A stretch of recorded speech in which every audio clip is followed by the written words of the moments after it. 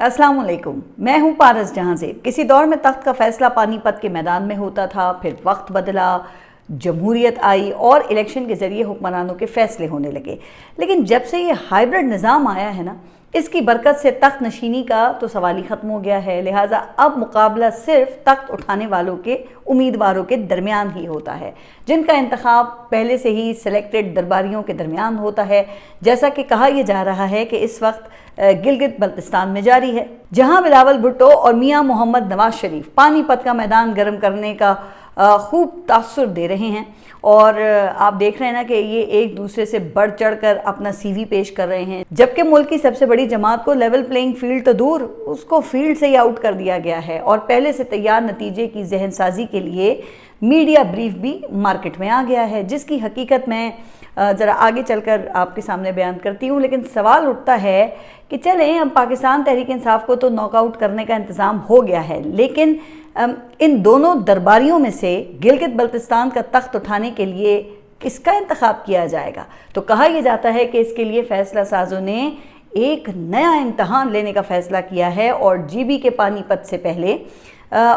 ये माल पानी का जो किस्सा है ना, वो छेड़ दिया है। जी हाँ, मैं बात कर रही हूँ कौमी वसाइल की तकसीम के नए फॉर्मूले की, जिसके लिए अब बजट से पहले आईनी तरमीम पास करवाने का फरमान वो जारी हुआ है और इसे हाई प्रायोरिटी इकोनॉमिक रिफॉर्म्स का नाम दिया जा रहा है, ताकि मौजूदा बजट से ही इसका फ़ायदा उठाया जाए और एक मज़ीद जो कीमती साल है वो ज़ाया ना हो जाए। लेकिन जिससे कम से कम एक बात तो मान ली गई है कि गुज़िश्ता 4 साल मौशी लिहाज से वो कहीं गायब हो गए हैं, कहीं डूब गए हैं। लेकिन खैर, आपको तो पता है ना कि जब फैसला साज वो किसी चीज़ को इंतहाई तरजीह करार दे देते हैं तो फिर किसकी मजाल के वो इनकार करे। लिहाजा हमने ये देखा कि इस हुक्म बजा आवरी में गुज़िश्ता रोज़ अचानक हमें ये बताया गया कि जी 5 जून को होने वाला जो बजट इजलास है वो मौखर हो गया है और फिर इजलास के लिए नई तारीख भी नहीं दी गई अब तक, जिसके बाद फिर जो वजारत ख़जाना है उसमें पाकिस्तान पीपल्स पार्टी और मुस्लिम लीग नून के दरमियान मुज़ाकरात की खबर आई, जो कि बेनतीजा साबित हुए। और आज एक बार फिर इतलात हैं कि दोनों जमातों के लोग आपस में मिल रहे हैं, बल्कि अब तो कहा यह जाता है कि हुकूमत का खुसूसी एलची वो बिलावल भुट्टो के पास जीबी भेजा जाएगा, ताकि जल्द से जल्द ये जो मामला है इसको तय किया जाए। अब ऐसी कौन सी एमरजेंसी आन पड़ी कि बुलाया हुआ जो इजलास था वो मुलतवी करना पड़ा? अगर एमरजेंसी थी तो बात फिर बिलावल के जीबी जाने से पहले भी तय हो सकती थी। जी हाँ, बिल्कुल तय हो सकती थी। लेकिन कहा यह जाता है कि पीपल्स पार्टी और नून लीग ने मिलकर फैसला साजों को मामू बनाने और ट्रक की बत्ती के पीछे लगाने की कोशिश की, जिसके तहत फिर दोनों जमातों ने यह फैसला किया कि बजट से पहले कोई आईनी तरमीम नहीं लाई जाएगी। हालांकि मुसलसल इंडिकेशंस आ रही थी और एमक्यूएम वाले ये कह रहे थे कि भाई वो कामरान टिसोरी को दोबारा गवर्नर सिंध बनाए बगैर बजट तो पास नहीं होगा। अब हो सकता है कि कामरान टिसोरी को दोबारा गवर्नर बनाना वो शायद फारूक सत्तार के अलावा किसी और की ख्वाहिश ही ना हो, लेकिन एमक्यूएम का बजट पे वोट ना करने का इंदिया देना ये जाहिर कर रहा था कि दाल में कुछ काला है। लेकिन इन दोनों जमातों ने इसे इग्नोर किया, पीपल्स पार्टी और नून लीग ने। लेकिन फिर वही हुआ कि 2 दिन पहले वज़ीर दाखिला की वज़ीर आज़म से मुलाकात हुई, जिसमें बताया जाता है कि वज़ीर आज़म ने आईनी तरमीम के हवाले से पाकिस्तान पीपल्स पार्टी को राज़ी करने के मामले पर माजूरी जाहिर की और उन्होंने ये मशवरा दिया कि जनाब आप खुद ये पाकिस्तान पीपल्स पार्टी से निपटे। लेकिन इंटरेस्टिंग बात यहाँ पर यह है कि इसके साथ साथ हुकूमत ने जो बजट की वो तैयारी कर रही थी ना, वो भी साथ साथ जारी रखी। और 2 दिन पहले ही हुकूमत की एनुअल प्लान कोऑर्डिनेशन कमेटी ने एहसन इकबाल की सरबराही में मौशी ग्रोथ के टारगेट और मैक्रो इकनॉमिक फ्रेमवर्क को फाइनलाइज किया, जिसके बाद आज वज़ीर आज़म की सरबराही में कौमी इक्तिसादी काउंसिल ने इसकी मंजूरी देनी थी। लेकिन जनाब, बजट में ताख़ीर के ऐलान के साथ ही ये इजलास भी मौखर हो गया और अब ये कहा जा रहा है कि जो मैक्रो इकनॉमिक फ्रेमवर्क मंजूर हुआ था ना, उसका भी असर-ए-नौ जायज़ा लिया जाएगा, जिसमें 4% मौशी तरक्की और 8.2% महंगाई का हदफ मुकर्रर किया गया था, जबकि कोई 1150 अरब रुपए के तरक्याती बजट का हदफ रखा गया। अच्छा, फिर जब ये तरक्याती बजट के हदफ का ऐलान हुआ ना, तो वज़ीर आज़म ने वजारत ख़जाना से मज़ीद 200 अरब रुपए की गुंजाइश निकालने की फरमाइश कर दी। हालांकि तरक्याती फंड्स में मखलूत हुकूमत को बरकरार रखने के लिए 87 अरब रुपए पहले ही पार्लियामेंटेरियंस के लिए रखे गए थे। तो अब ये मज़ीद 200 अरब का वज़ीर आज़म ने क्या मसरफ सोच रखा था, تو جناب اس کا ابھی تک کچھ بھی نہیں پتا ہے۔ لیکن لگتا ہے کہ وزیر اعظم نے حالات کو دیکھتے ہوئے یہ مارجن رکھا، اور ہو سکتا ہے کہ کسی کو خوش کرنا ہو یا آنے والے دنوں میں وہ جوڑ توڑ کے لیے ضرورت پڑے، ورنہ یہ گزشتہ سال کا ترقیاتی بجٹ بھی 1000 ارب روپے تھے، لیکن اس میں سے صرف 528 ارب روپے خرچ ہو سکے۔ تو اب وزیر اعظم اگلے سال کے لیے 1350 ارب کی فرمائش وہ کیوں کر رہے ہیں، جبکہ سبھی کو پتا ہے کہ پاکستان میں ترقیاتی بجٹ وہ جناب رکھا اس لیے جاتا ہے تاکہ اگر ضرورت پڑے نا تو سب سے پہلا ٹوکا وہ ترقیاتی بجٹ پہ ہی چلایا جا سکے۔ ظاہر ہے کہ آج تک کسی حکومت کو یہ توفیق تک تو ہوئی نہیں ہے کہ وہ اپنے خرچے وہ انہیں کم کر سکے۔ تو خیر، اب نئے سرے سے معاشی فریم ورک وہ طے ہوگا، ظاہر ہے کہ جس کے لیے نئے ٹارگٹس مقرر کیے جائیں گے، لیکن اہم سوال یہ ہے کہ اس کی نوبت آئی کیوں بھئی، جبکہ آصف علی زرداری وہ واضح طور پہ آپ نے دیکھا کہ اسٹیبلشمنٹ کے ہاتھ مضبوط کرنے کی بات کر چکے تھے۔ تو اس حوالے سے پاکستان پیپلز پارٹی کے جو قریبی حلقے ہیں نا، وہ یہ دعویٰ کر رہے ہیں کہ نون لیگ اور پاکستان پیپلز پارٹی دونوں کی جانب سے قومی سلامتی کے لیے اضافی فنڈز کی کھلی آفر دی گئی، جس کو قبول نہیں کیا گیا، جس کے بعد بلاول بھٹو نے کہا کہ قسطوں میں ترمیم کا ساتھ نہیں دیا جائے گا، بلکہ 28ویں ترمیم کے لیے ایک پیکج ڈیل ہوگی، جس میں پھر تمام ممکنہ شقیں وہ ایک ہی بار طے کی جائیں گی، کیونکہ پاکستان پیپلز پارٹی کو شک ہے نا کہ NFC میں حصہ کاٹنے کے بعد سندھ میں موجودہ سسٹم کے خلاف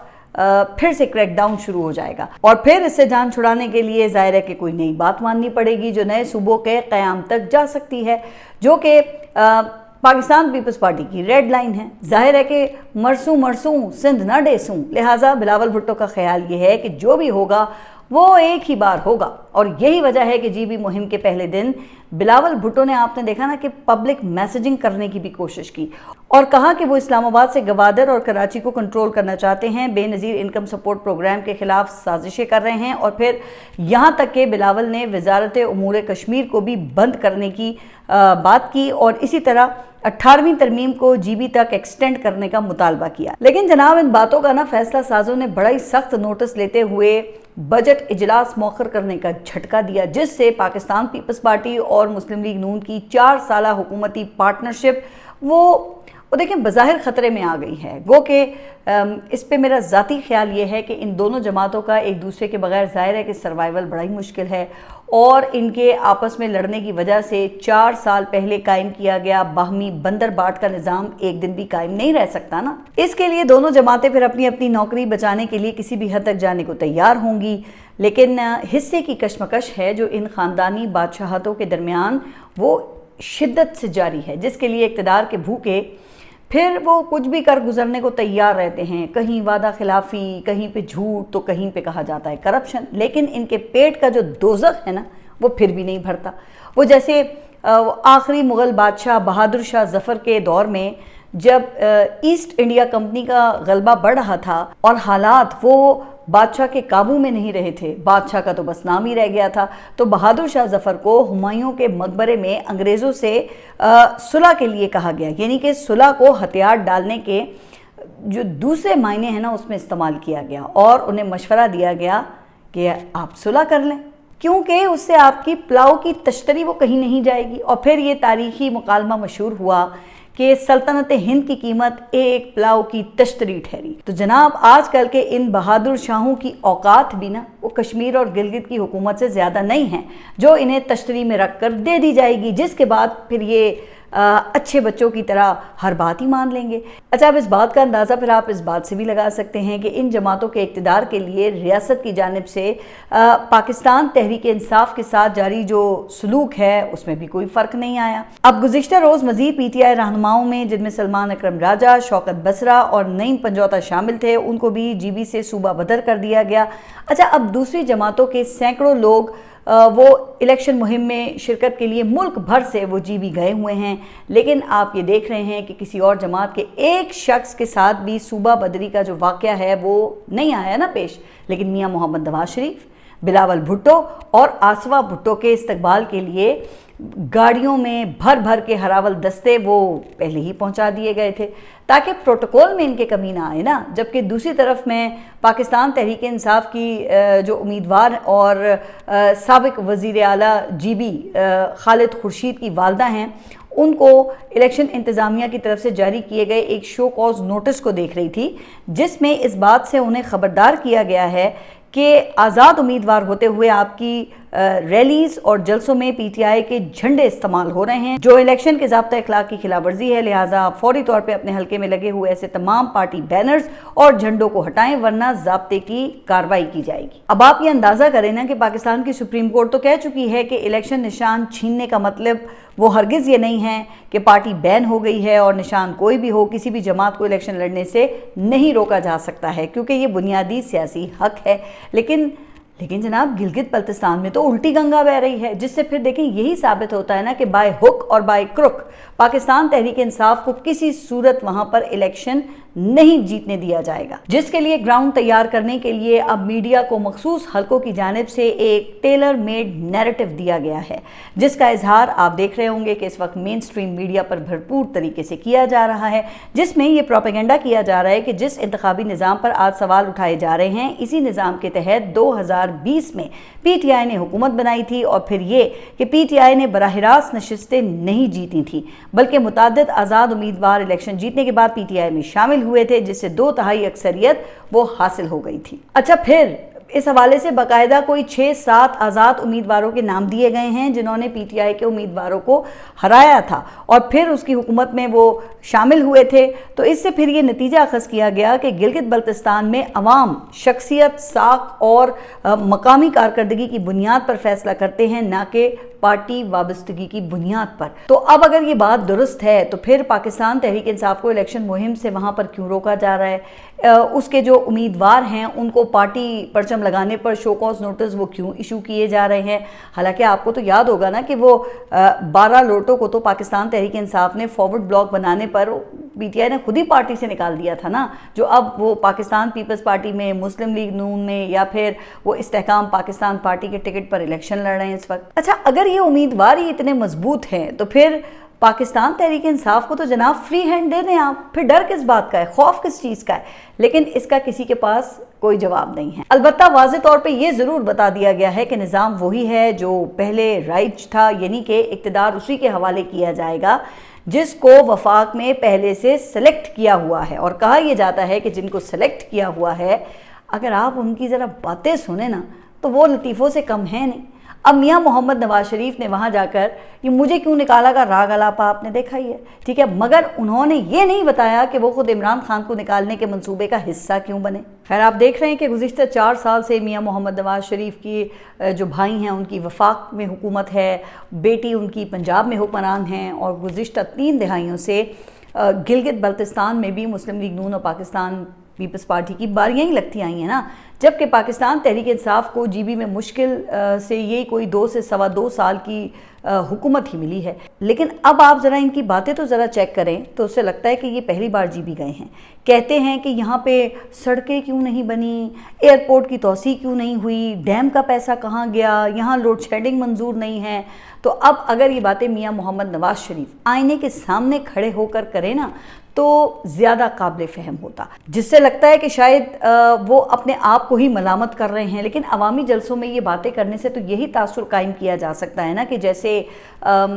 لوگوں کی آنکھوں پر پٹی باندھنے کی کوشش ہے، جو ظاہر ہے کہ ان کو بھی پتہ ہے اچھی طرح کہ آج کے ڈیجیٹل دور میں جناب یہ ممکن نہیں ہے، لیکن چونکہ انہیں یہ یقین دلایا گیا ہے کہ سیٹس ڈیلیور ہو جائیں گی تو اس لیے جب تک حکومت ہے انجوائے کر رہے ہیں۔ اب ایسے الیکشنز کی پھر بھلا کیا کریڈیبلٹی رہ جاتی ہے، یا پھر کسی کو کیا پرواہ ہو سکتی ہے، کیونکہ اکاؤنٹیبلٹی جو نہیں ہے۔ اچھا، اب اس کی ایک اور گلیئرنگ اگزامپل وہ ہمارے سامنے آئی ہے، اور یہ معاملہ ہے چیف الیکشن کمشنر سکندر سلطان راجہ کو کلین چٹ دینے کا، جن پر 2024 کا الیکشن چرانے کا سنگین الزام ہے، اور اس کی گواہی راولپنڈی کے سابق کمشنر لیاقت چٹھا وہ پوری دنیا کے سامنے میڈیا پر آ کر دے چکے ہیں۔ اچھا، لیکن اب بتایا یہ گیا ہے کہ چیف الیکشن کمشنر کے خلاف عمر ایوب خان کی جانب سے سپریم جوڈیشل کاؤنسل میں دائر کردہ یہ ریفرنس رواں سال فیبرری میں ہی خارج کر دیا گیا تھا، جس کے لیے نہ تو کسی کو نوٹس دینے کی زحمت کی گئی اور نہ کسی سے وضاحت مانگی گئی، پھر سب سے بڑھ کر یہ کہ اتنے عرصے یہ بات چھپائی گئی۔ اچھا، جبکہ دوسری طرف پھر یہی سپریم جوڈیشل کاؤنسل وہ کچھ ججز کے خلاف معمولی شکایات پر وضاحت طلب کر رہی ہے، کیونکہ آپ کو پتہ ہے کہ ان ججز نے ریاستی اداروں کے کنڈکٹ پر سوال اٹھانے کی غلطی کر لی تھی۔ تو یہ حال ہے اس ملک میں انصاف کا کہ جس اہلکار پر پبلک مینڈیٹ چوری کرنے کا الزام لگا ہے، سنگین الزام، اس کے خلاف ریفرنس مسترد کرنے کی ہوا تک لگنے نہیں دی گئی۔ اور ہوا لگنے بھی کیوں دی جائے بھائی؟ کیونکہ کہا یہ جا رہا ہے کہ آخر آئندہ بھی تو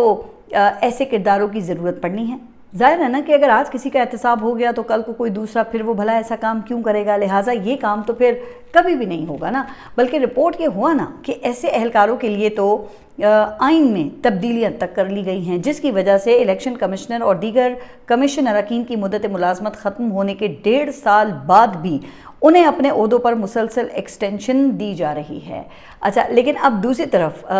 وہ عمران خان سے انتقام کا سلسلہ وہ ختم ہونے کا نام نہیں لے رہا۔ ان کی بہنوں سے ان کو ملنے کی اجازت نہیں دی گئی،